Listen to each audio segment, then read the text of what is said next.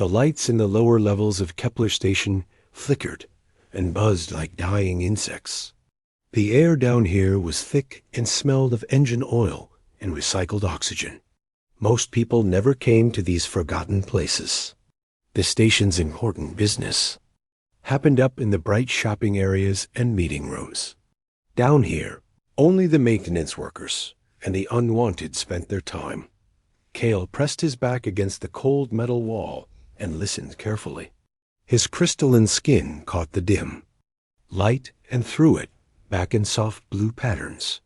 He was tall and thin like all his people, the Zephyrians. His body was made of what looked like living crystal, but it was warm to touch and moved like flesh. Right now, that crystal skin was dim and cloudy with worry. "They are coming again," he whispered to his mate Lyra. She sat on the floor holding their child Nyx close to her chest.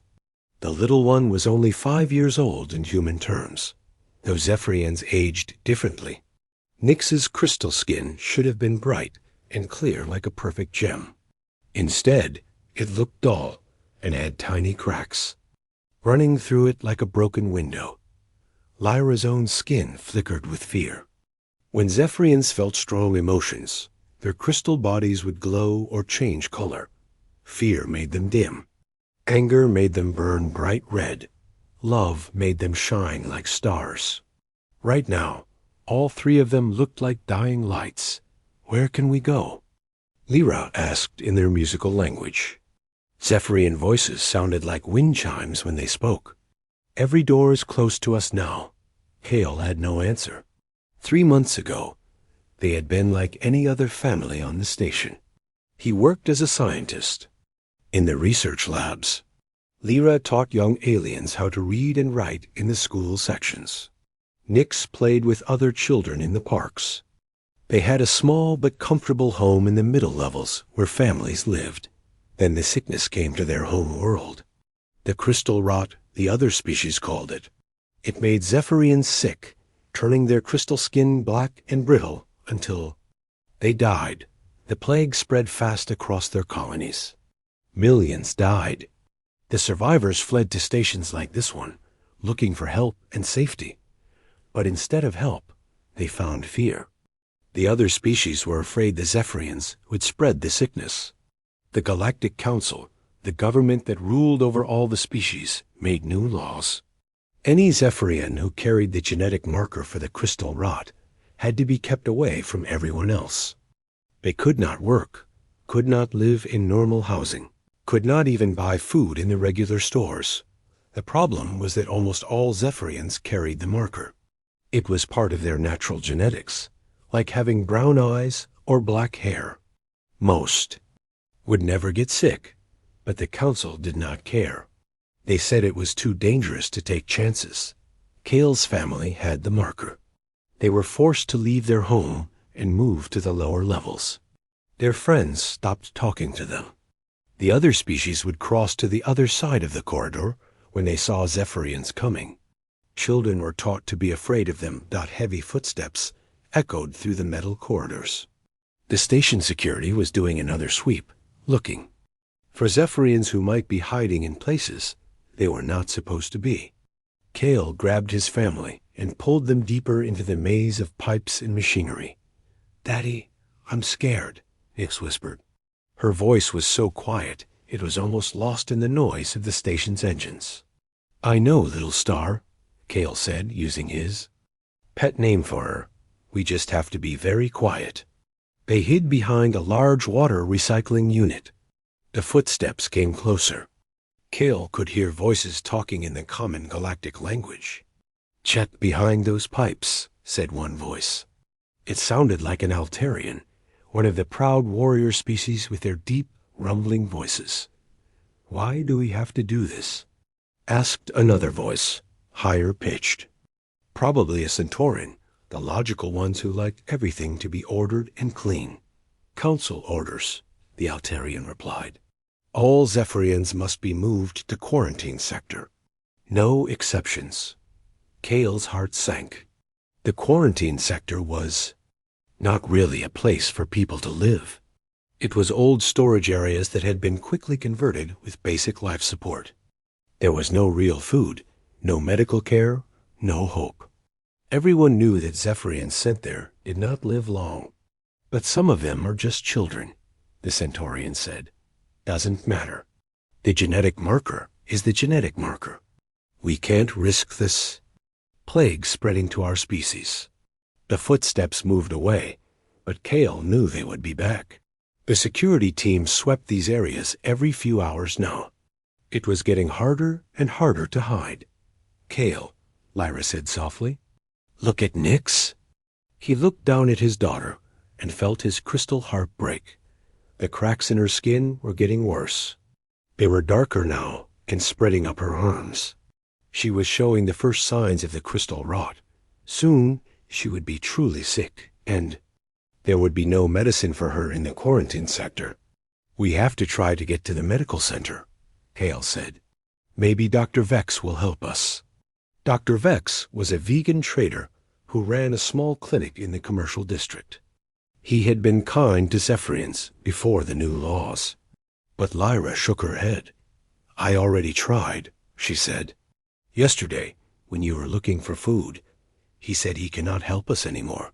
The council threatened to take away his medical license if he treats any Zephyrians.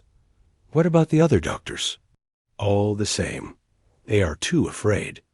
Kale felt anger burning in his chest, making his skin glow red for a moment before he controlled it. Every species on this station owed something to the Zephyrians. His people had shared their knowledge freely. They had helped build the stations, power systems using their natural ability to control electromagnetic fields. They had been good neighbors and friends. But now, when his people needed help the most, everyone had turned their backs. The proud Altarians, who spoke of honor and courage, would not risk their reputation. The logical Centaurians, who claimed to value all life, decided that some lives were worth more than others. The merchant Vegas, who had made fortunes trading, with Zephyrians, now refused to even sell them food. There has to be someone, Kale said. Someone who will help us. Before Lyra could answer, they heard new footsteps. These were different, lighter, and there were voices speaking in a language Kale did not recognize at first. Then he realized what it was. Human language. English. I'm telling you, Jake, something's not right about this whole situation, said a woman's voice. I know, Lisa, replied a man, but what can we do? Earth Command was very clear. We're not supposed to get involved in council business. The humans were getting closer. Kale had heard of this species, but had never met any. They were new to the Galactic community, only joining a few decades ago. Most of the older species thought they were primitive and emotional, too quick to act without thinking. But their families, Jake, the woman said. Children. How can we just watch them die? Because if we don't, Earth might get kicked out of the council. And then what happens to all the humans in space? Kale made a decision that would change everything. He stepped out from behind the machinery, his dim crystal skin catching the light. The two humans stopped talking and stared at him. They were smaller than most species, with soft pink skin and strange hair that grew only on their heads. The male was tall and wore a blue uniform with captain's stripes. The female was shorter and wore clothes that looked like medical gear. Please, Kale said in the common language, help us. Captain Jake Morrison stared at the Zephyrian family standing before him in the dim maintenance corridor. The father's crystal skin flickered with desperate hope. The mother held a small child whose body was clearly sick, dark cracks spreading across her crystalline form like a broken mirror. Please, Kale said again, his voice like wind chimes in a storm. My daughter is dying. No one will help us. Lisa Grant, the ship's medic, stepped forward. She had seen many injured beings in her years of space travel, but the sight of the sick child made her heart ache. What happened to her? She asked softly. A crystal rot, Lyra whispered, holding Nyx closer. It has started in her arms. Soon it will spread to her heart. And then... She could not finish the words. Jake looked around the empty corridor. They were alone, but that could change quickly. Station security was always watching. We can't talk here, he said. Too dangerous. Everywhere is dangerous for us now, Kale replied. Your people are the only ones who have not yet turned us away. Lisa looked at Jake with questioning eyes. He could see what she was thinking. They both knew the rules. Earth Command had been very clear about the Council's orders. No interference. With the Zephyrian situation, humanity was still new to galactic politics, still trying to prove they belonged among the stars. One wrong move could destroy everything. But looking at the sick child, Jake felt something twist in his stomach. This was wrong. Everything about this situation was wrong. Come with us, he said suddenly. Just for a few minutes. We have a private meeting room on our ship. 20 minutes later, the Zephyrian family sat in the small conference room aboard the human freighter New Horizon. The room was simple but clean, with a table and chairs that adjusted to fit different species. Warm yellow light replaced the harsh fluorescence of the station corridors. Jake's crew had gathered around the table. Besides Lisa, there was Sam Parker, their engineer, a young man with oil-stained hands and curious eyes. Ben Clark, their navigator, sat quietly in the corner. He was older than the others and had seen more of the galaxy's dark side. Tell us what really happened, Jake said. From the beginning. Kale's story came out slowly, like water from a crack. Damn. He told them about the plague that had swept through the Zephyrian colonies. How his people had asked for help from the Council, only to be branded as dangerous. How the genetic testing had condemned almost every Zephyrian to exile or death. But here's what they don't understand, Kale said, his skin glowing brighter as he spoke. The genetic marker they fear is not what causes the sickness. It is part of our natural ability to control electromagnetic fields. Without it, we would not be Zephyrian at all. Sam leaned forward, interested. As an engineer, he knew about electromagnetic fields. You mean the markers connected to your powers? Powers? Kale looked confused by the word. We do not think of them as powers. It is simply how we are made. Like how you humans can see colors or hear sounds. We can feel and shape the electromagnetic energy around us. That's incredible, Sam said. Do you know how much that ability could help with ship repairs and power systems? Ben spoke up from the corner. That might be exactly why the Council wants your people gone, he said quietly. If Zephyrians can do what our engineers do, but naturally, that threatens a lot of jobs and contracts. The room fell silent as the implications sank in. Lisa was the first to speak. You're saying this whole plague quarantine might be fake? A way to get rid of your people? I do not know, Kale admitted. But I know that the sickness only affects some of us, and always in places where there is much electromagnetic equipment. Our colonies that stayed away from galactic technology have not seen any crystal rot at all. Jake felt anger building in his chest. He had served in Earth's military before joining the merchant fleet. He knew what genocide looked like, even when it wore the mask of public health. A soft chime sounded in the room. Ben checked his communication device and frowned. Captain, we have an incoming message from Earth Command. Priority channel. Jake's stomach dropped. Put it through. The holographic image of Admiral Roberts appeared above the table. He was an older man with gray hair and hard eyes. Behind him, the Zephyrian family tried to make themselves smaller, but it was too late. The Admiral had seen them. Captain Morrison, the Admiral said, his voice cold as space. I hope you have a very good explanation for what I'm seeing. Sir, these people needed medical attention. You were just violating direct orders from Earth Command and the Galactic Council. The Admiral cut him off. Do you understand? what you've done. The Council has eyes everywhere. They probably already know about this meeting. Jake stood up straight, meeting the Admiral's gaze. Sir, with respect, these are innocent people. They have a sick child who needs help. And that is not our problem, Captain. Earth's position in the Council is still fragile.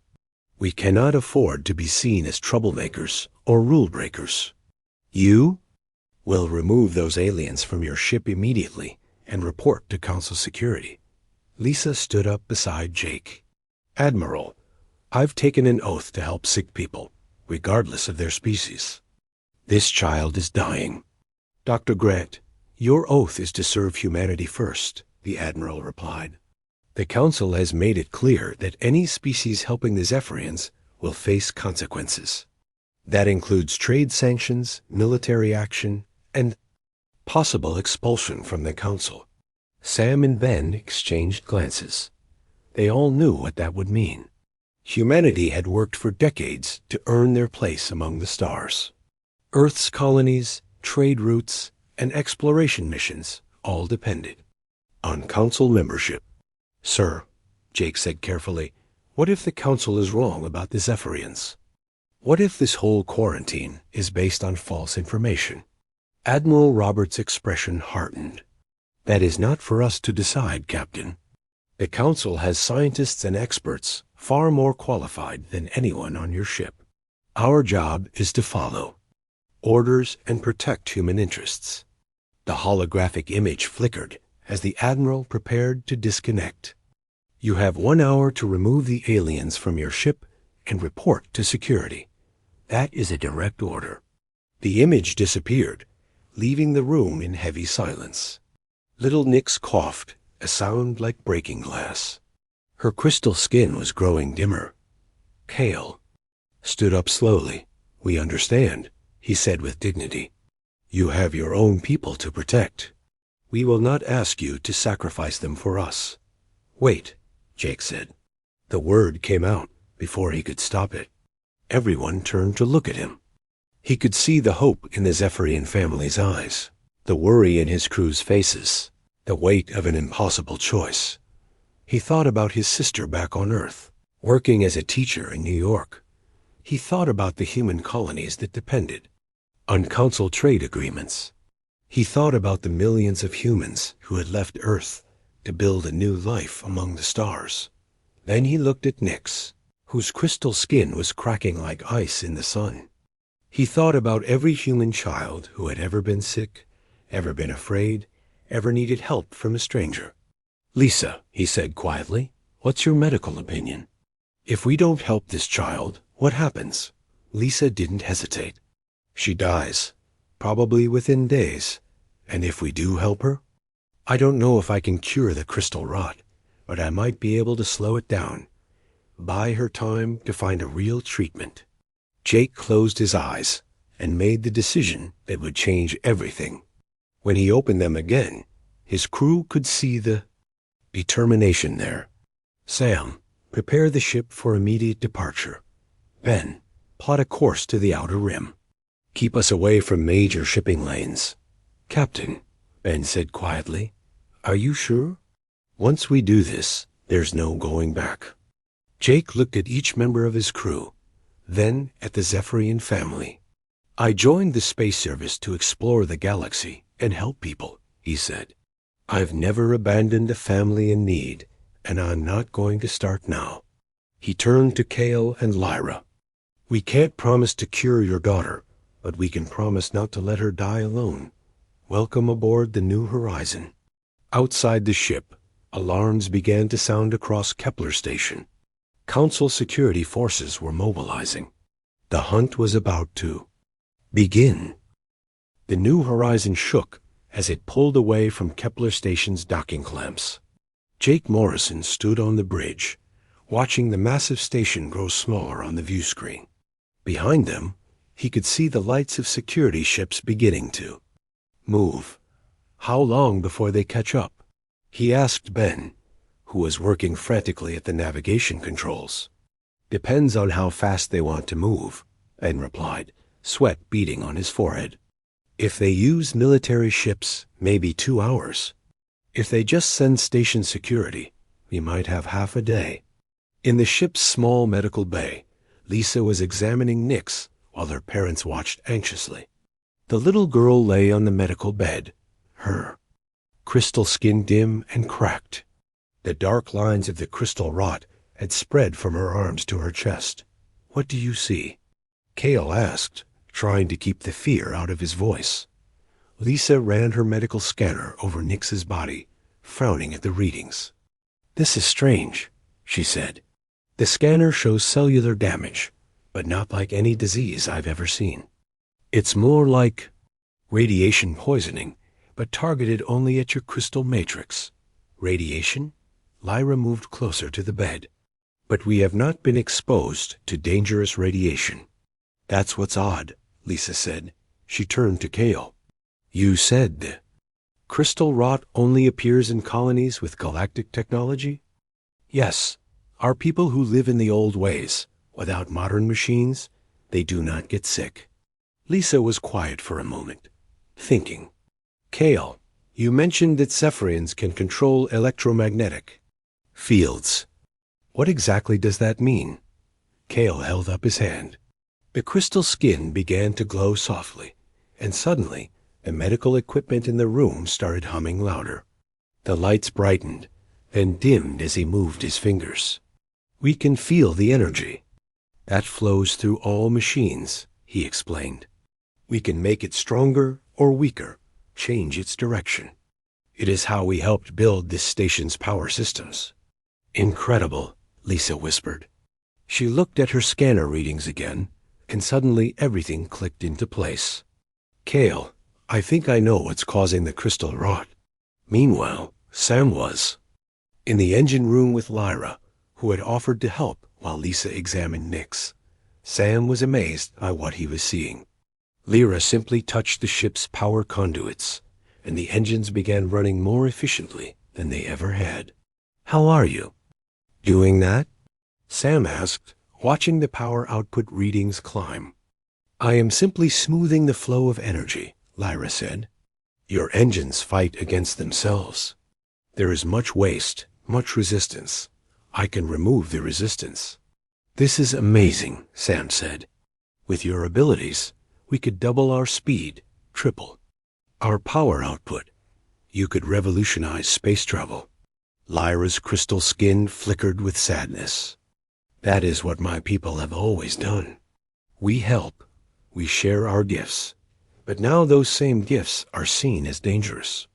Sam was about to respond when an alarm started blaring throughout the ship. Ben's voice came over the ship's communication system. "Captain to the bridge. We have multiple ships on our tail, and they're gaining fast."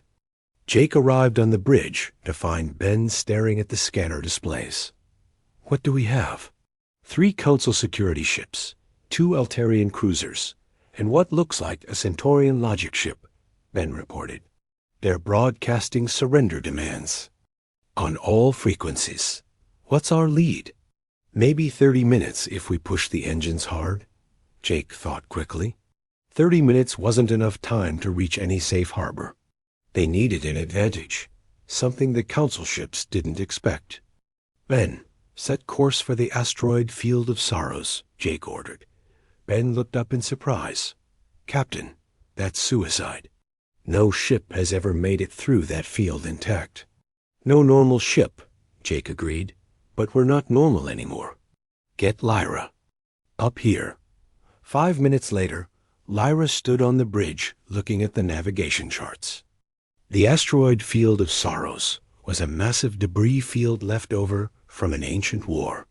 The asteroids moved in unpredictable patterns, many of them charged with electromagnetic energy from old weapon impacts. "Can you guide us through?" Jake asked.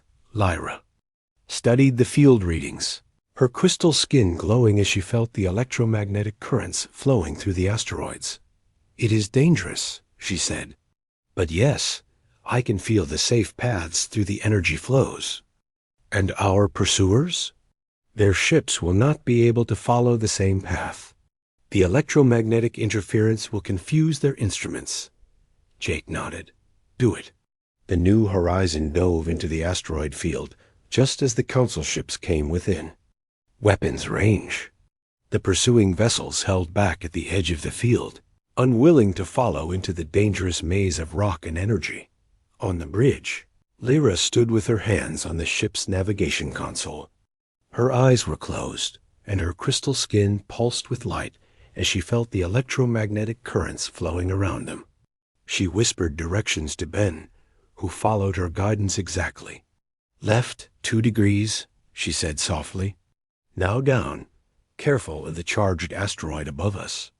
Straight for 30 seconds, then sharp right. The ship moved through the field like a dancer, avoiding collisions by mere meters. On the view screen, Jake could see massive asteroids spinning past, some crackling with ancient energy. How is she? Doing this? Ben asked in amazement. She can feel the electromagnetic fields around every asteroid, Jake explained.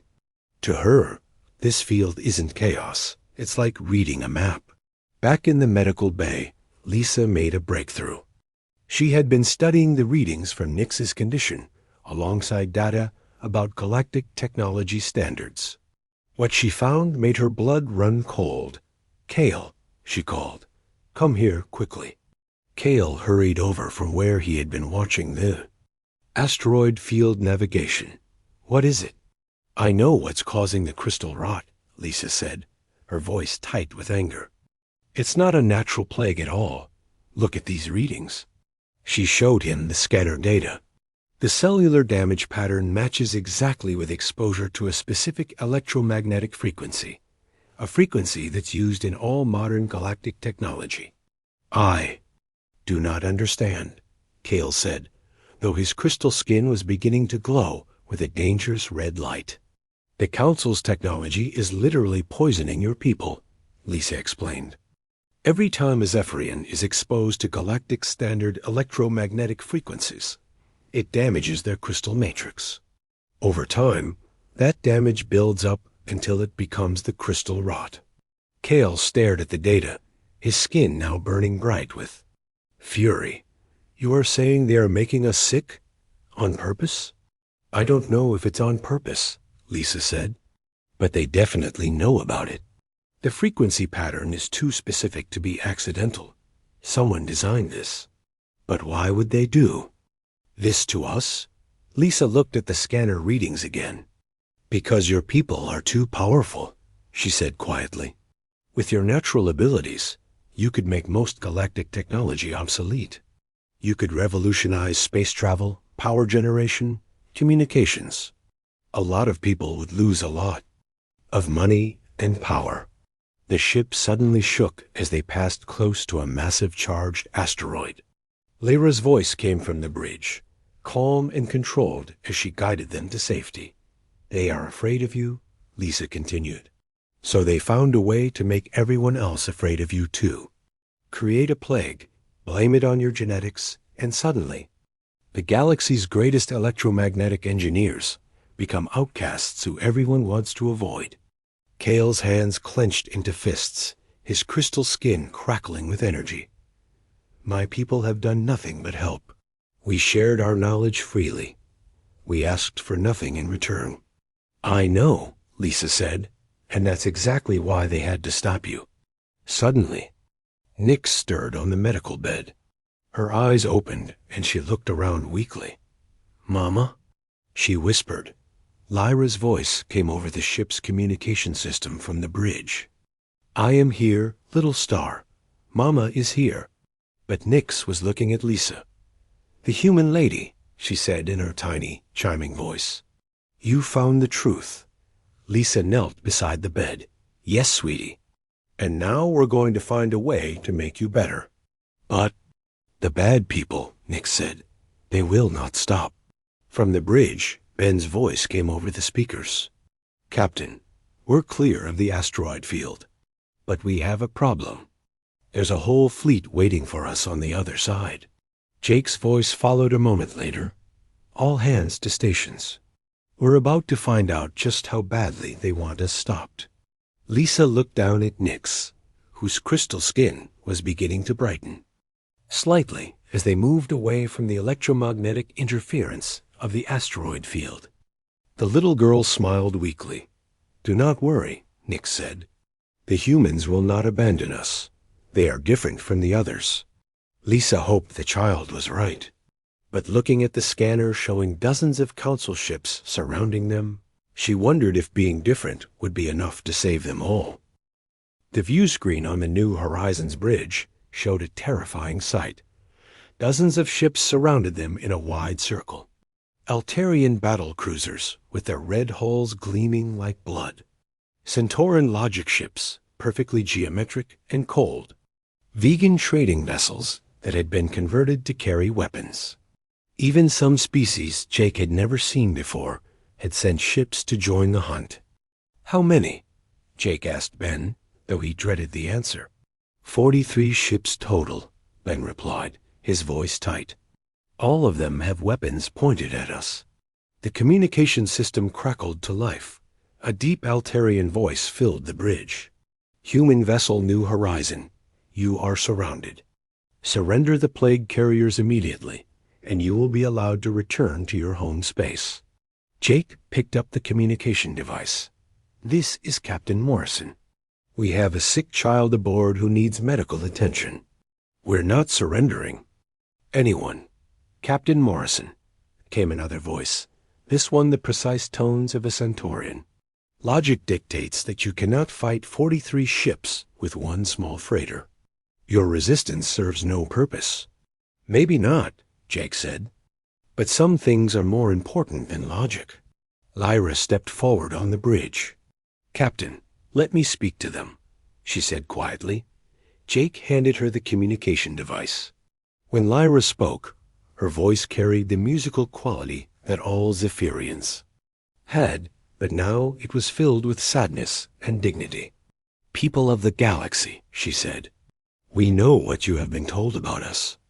We know you fear the crystal rot, but we have discovered the truth. The sickness is not natural. It is caused by your own technology." Silence fell over the communication channels. Then the Altarian voice returned, angry now. "Lies, the councils. Scientists have proven that your people carry a dangerous plague." "Then why," Lyra asked, "do our people who live without galactic technology never get sick? Why does the crystal rot only appear on worlds with electromagnetic machinery?" Before anyone could answer, little Nix's voice came over the communication system. She had somehow connected herself to the ship's systems from the medical bay.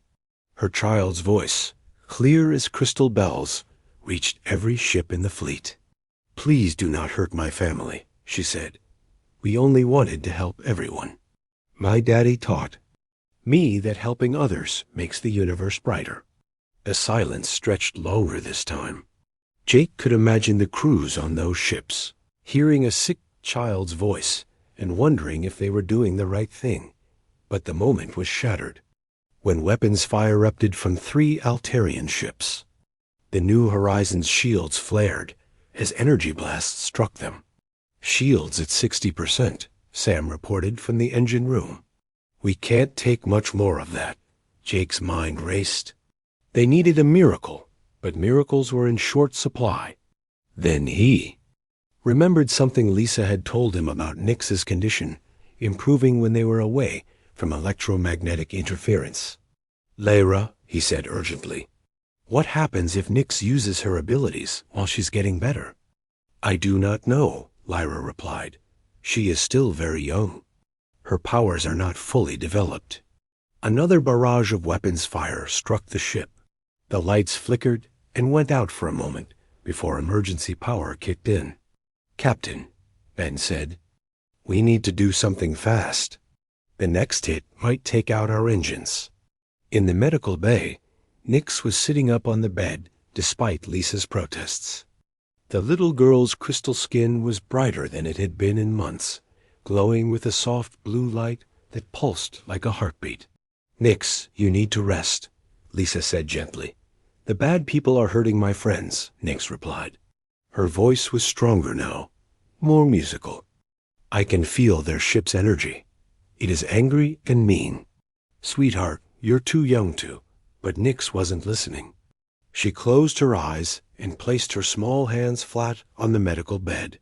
Her crystal skin began to glow brighter, and suddenly, every piece of electronic equipment in the medical bay started humming in harmony. On the bridge, Cale felt his daughter's power awakening, and his crystal skin flashed with alarm.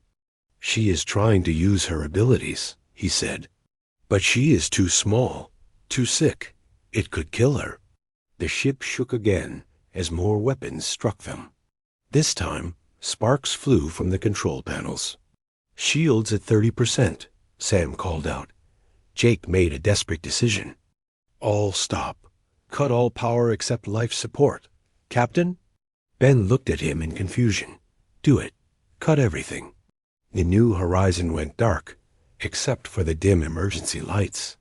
The attacking ships paused, probably wondering if they had already disabled their target dot in the medical bay. Nyx felt the change immediately. With most of the ship's electromagnetic systems offline, the interference that had been making her sick was greatly reduced. Her crystal skin began to glow brighter, and for the first time in months, she felt strong. Daddy, she called out through the ship's communication system, somehow powering it with her own energy. I can feel all their ships. They are scared. Nyx. Little star, you must be careful, Cale replied from the bridge. I know, Daddy, but they hurt people like us. They make families break apart. That is not right. Nyx reached out with her powers, feeling the electromagnetic fields of every ship surrounding them. She could sense the fear and confusion of the crews, the anger of the commanders, the uncertainty that many of them felt about their orders. But most importantly, she could feel the technology that was making her people sick. Every ship in the fleet was broadcasting the same harmful frequency that caused the crystal rot. They were weapons designed to hurt Zephyrians just by being near them.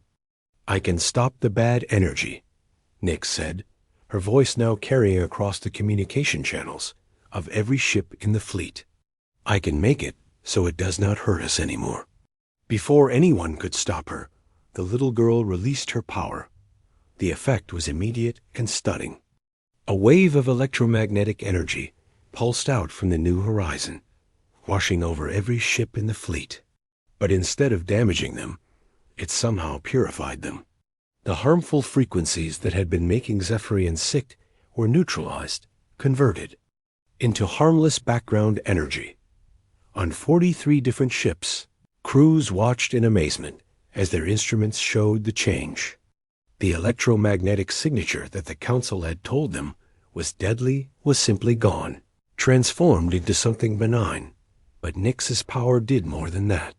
It also revealed the truth that had been hidden in every ship's computer systems. Data, files that showed the Council's knowledge of what their technology did to Zephyrians. Records of meetings where officials had discussed using the crystal rot as a way to eliminate an inconvenient species. Communication logs that proved the plague was not natural at all.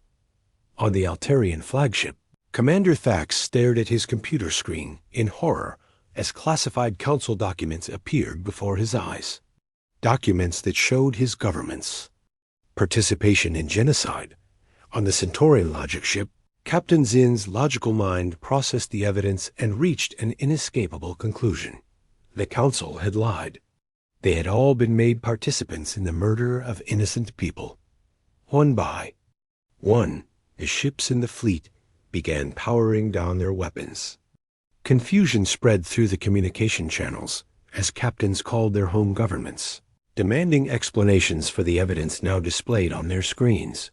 But the effort had cost Nyx dearly. In the medical bay, the little girl collapsed.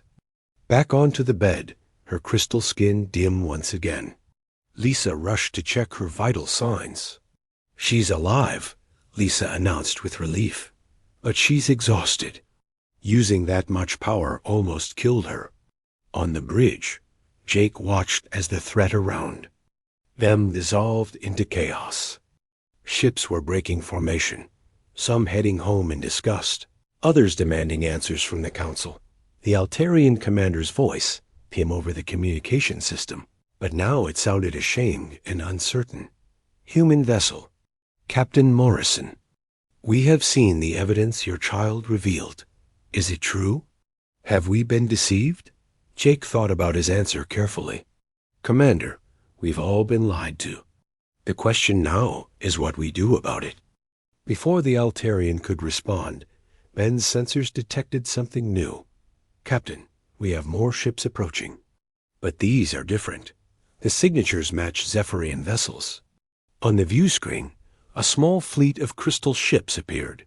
They were beautiful, their hulls looking like carved gems that caught and reflected starlight. These were survivors, Zephyrians who had been in hiding, who had somehow learned of the confrontation and come to help. The lead Zephyrian ship opened communication. Channels. An elderly voice, wise and sad, spoke to the assembled fleet. I am Elder Zara of the Zephyrian Remnant, the voice said.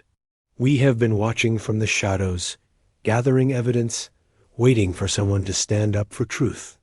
Today, humans and a brave child have shown us that not all people in the galaxy have forgotten what is right. The Elder's ship moved slowly toward the new horizon. We offer proof of the Council's crimes, and we offer alliance to any who will stand against this injustice. Jake smiled as he watched more and more Council ships break away from the fleet, their crews no longer willing to participate in genocide. The hunt was over, but the real fight was just beginning. In the medical bay, Nyx opened her eyes and looked at Lisa. Did we win? She asked weakly. Lisa smiled and gently touched the little girl's crystal hand. You did something much better than winning, sweetheart. You showed everyone the truth. 3 days after the confrontation in space, the New Horizon limped toward Hope's End, a small human research station on the edge of known space. The ship's engines were badly damaged from the fight, and they barely had enough power to reach the station. There it is, Ben said, pointing to a small cluster of lights against the stars. Hope's End. Population about 200. Mostly scientists and researchers. Jake studied the station through the view screen. It was tiny compared to Kepler Station. Just a collection of connected modules floating in the darkness. But it was human, and right now that meant everything. Think they'll help us? Sam asked from his position at the engineering station. Dr. Kate Reynolds runs that place, Jake replied. I knew her back at the academy. If anyone will help a sick child, it's Kate. In the medical bay, Nyx was getting weaker again. The effort she had made to reveal the truth to the Council fleet had drained her small body terribly. The crystal rot was spreading faster now, dark cracks running across her chest toward her heart. How long does she have? Cale asked Lisa quietly, hoping his daughter could not hear. Without better equipment than I have here? Lisa shook her head. Maybe a day, possibly 2. Lyra held her daughter's hand, her own crystal skin flickering with grief. We should never have asked the humans to risk everything for us, she whispered. You didn't ask, Lisa said firmly. We chose, and we choose the same thing again. 20 minutes later, the New Horizon docked with Hope's End. Dr. Kate Reynolds was waiting for them at the airlock, along with several of her research team. Kate was a woman in her 50s, with graying hair and intelligent eyes behind wire-rimmed glasses. Jake Morrison, she said, embracing the captain. When I got your message, I couldn't believe it.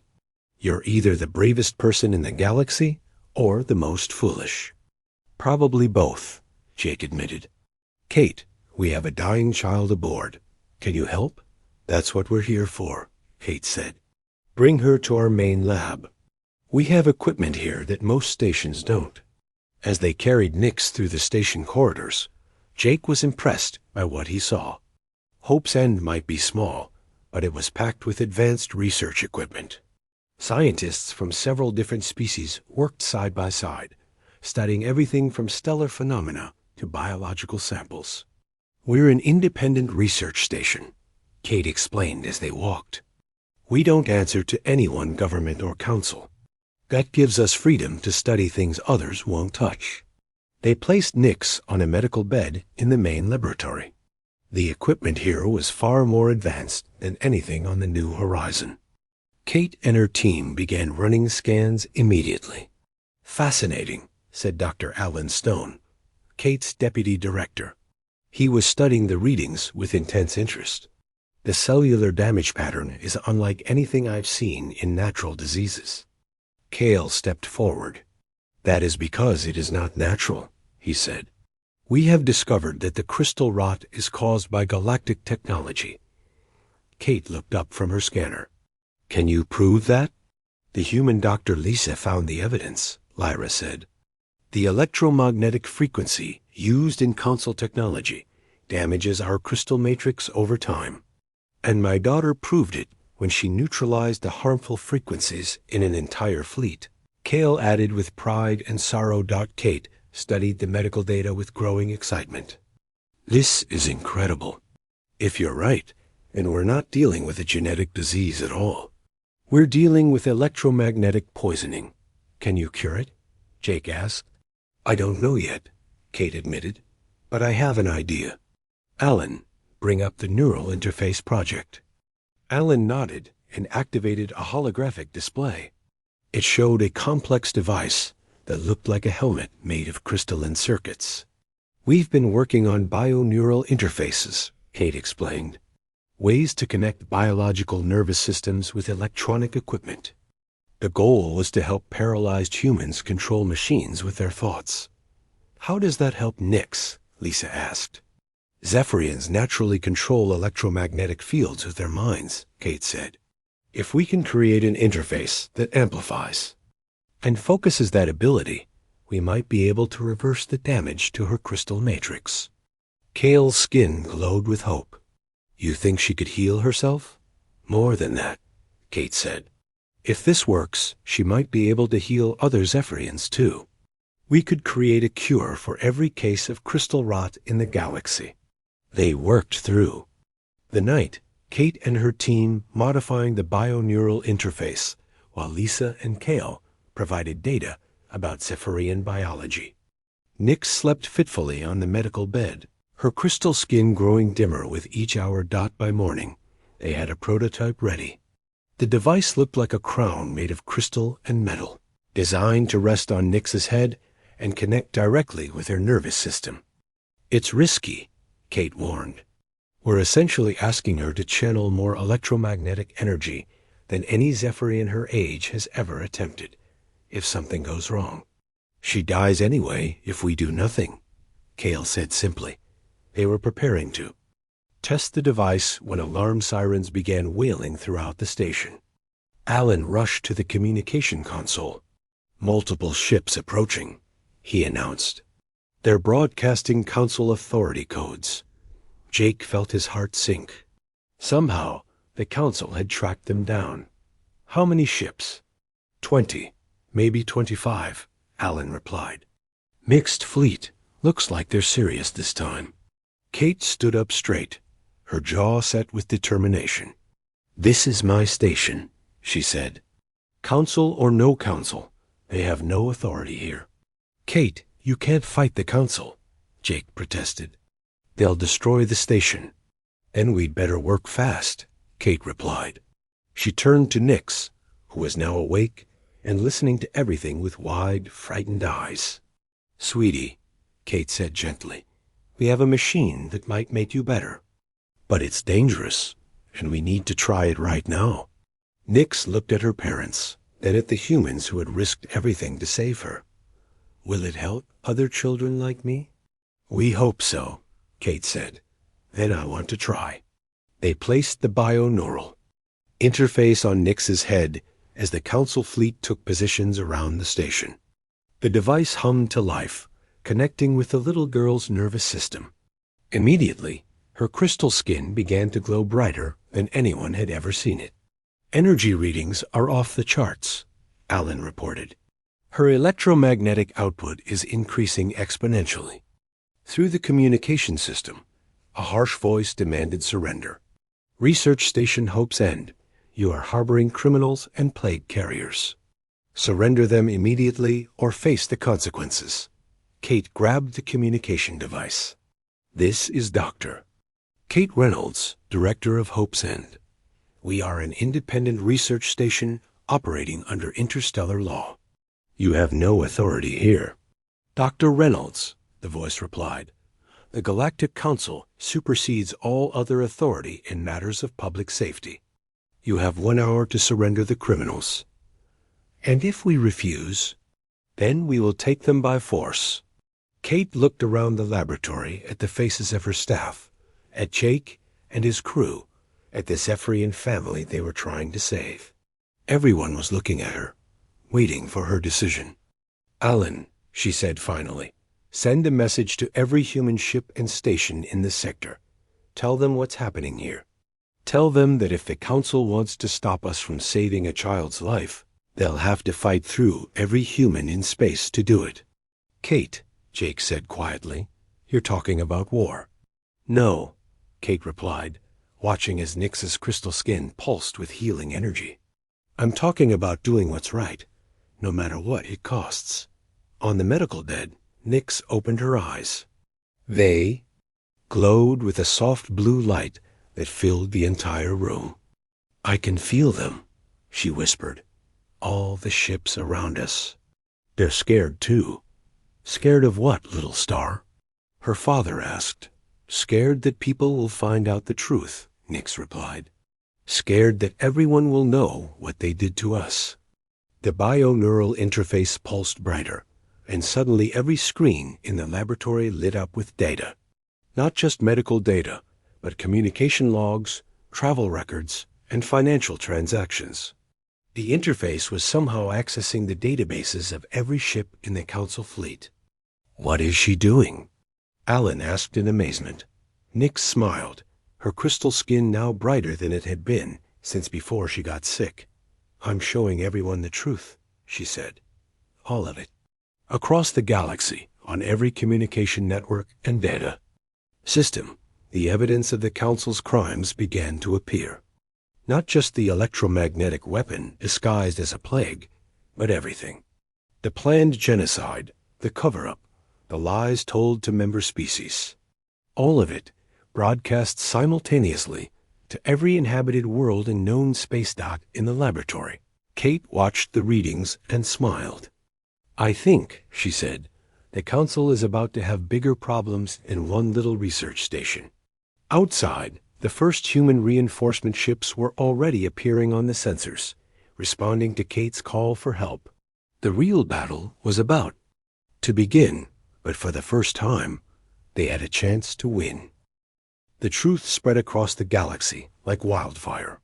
On every inhabited world, people watched their communication screens in shock as the evidence of the Council's crimes appeared before their eyes. The electromagnetic weapon disguised as a plague, the planned genocide of the Zephyrian people, the lies told to every member species for years. On the Altarian homeworld, Commander Thax stood before the Planetary Council, his proud warrior's face filled with shame.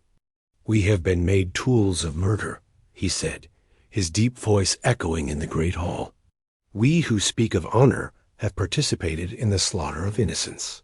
On Centaurus Prime, the logical minds of the planetary government processed the evidence.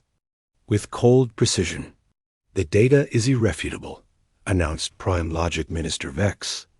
The Council has deceived us all. We withdraw our support immediately. But in the Hope's End laboratory, little Nyx was growing weaker despite her incredible achievement. The bio-neural interface had amplified her powers beyond anything ever seen, but the effort was draining her small body. Her life signs are dropping, Lisa said, watching the medical monitors with growing alarm. The interface is drawing too much energy from her. Kate worked frantically at the controls, trying to reduce the power flow. If we disconnect her now, the transmission will stop. The evidence might not reach all the outer colonies. And if we don't disconnect her, she dies, Kale said. his crystal skin flickering between hope and despair. Before anyone could decide, Nyx opened her glowing eyes and spoke in a voice that somehow carried to every ship and station receiving. Her broadcast. "My name is Nyx," she said, her child's voice clear as crystal bells. "I am 5 years old. The Council's machines made me sick because I am Zephyrian. They made my friends sick too. Many of them died. Across the galaxy, billions of beings listened to the dying child's words. But I am not angry," Nyx continued. "My mama and daddy taught me that anger makes the universe darker. I want to make it brighter instead."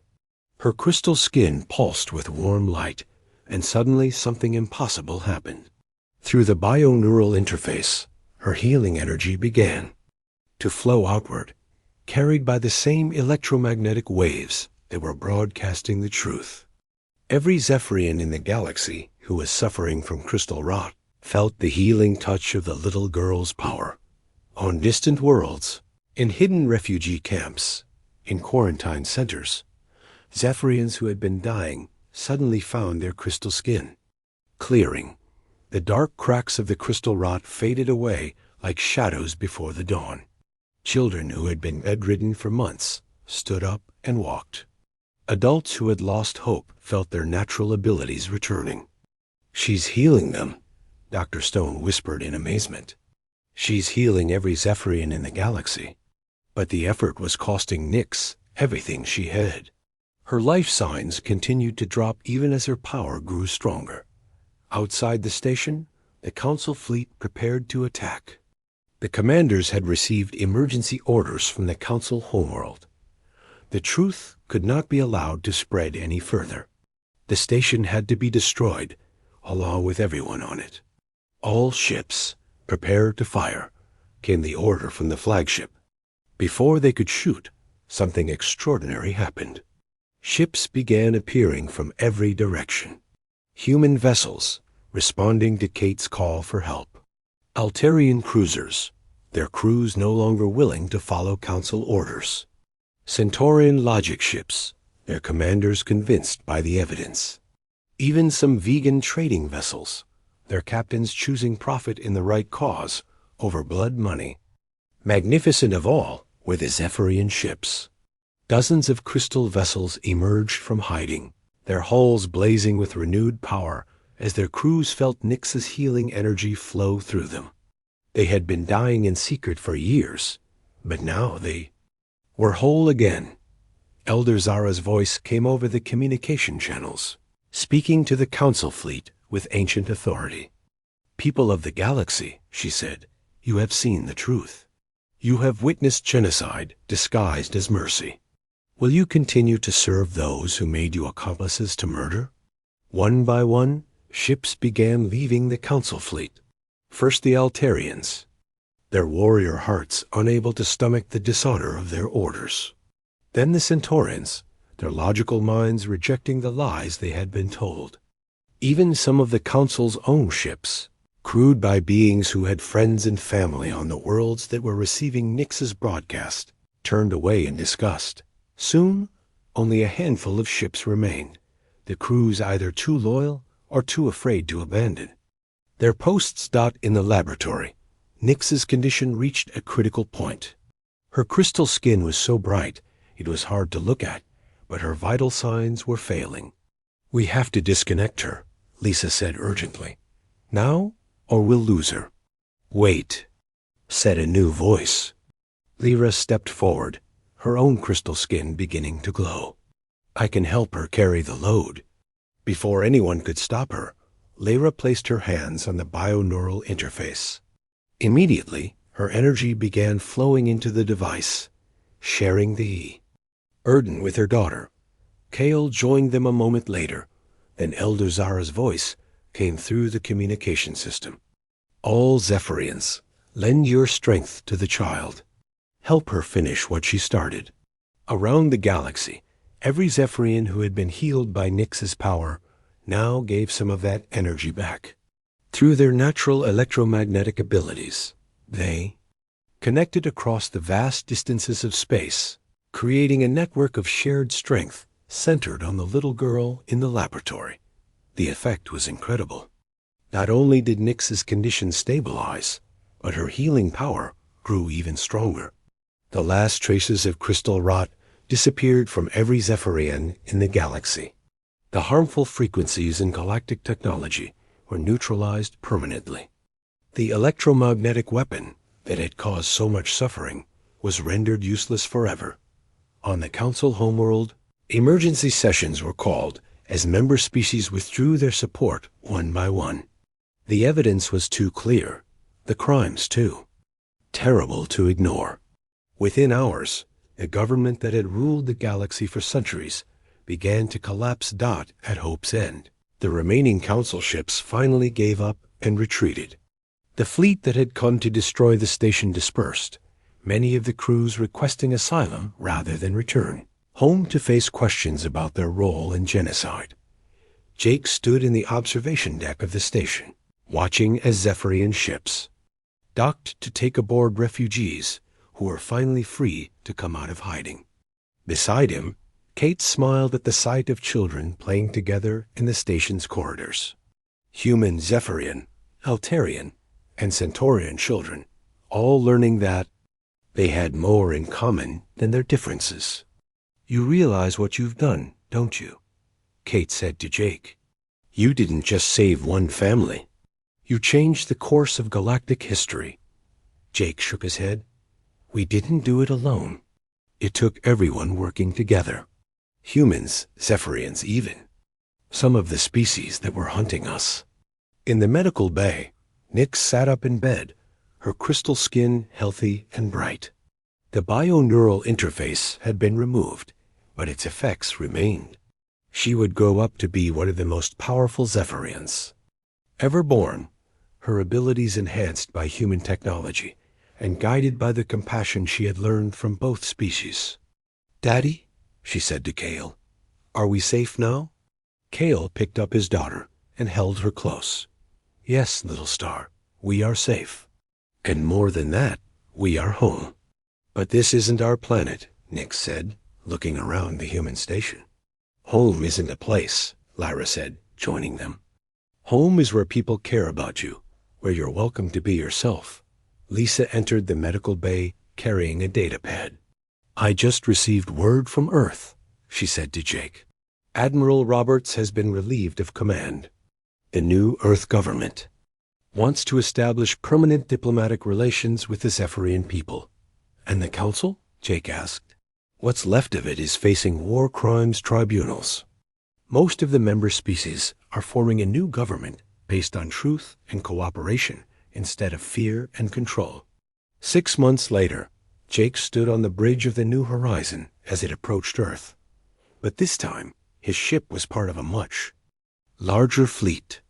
Zephyrian crystal ships flew alongside human vessels, their combined technologies making faster and safer travel possible for everyone. In the ship's common area, Nyx played with human children who had been born on the long journey between worlds. Her crystal skin sparkled with joy as she helped them understand the electromagnetic fields that powered their toys and games. "Captain," Sam called from the engineering station, "we're receiving a transmission from Earth Traffic Control. They're asking if we need an escort to the surface."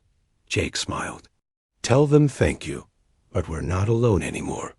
Through the view screen, Earth grew larger, blue and beautiful against the stars. But it was no longer the only home humanity knew. Across the galaxy, humans and Zephyrians worked together on dozens of worlds, building a future based on the simple idea that no family should ever be abandoned to die. Nyx looked up from her games and smiled at Jake.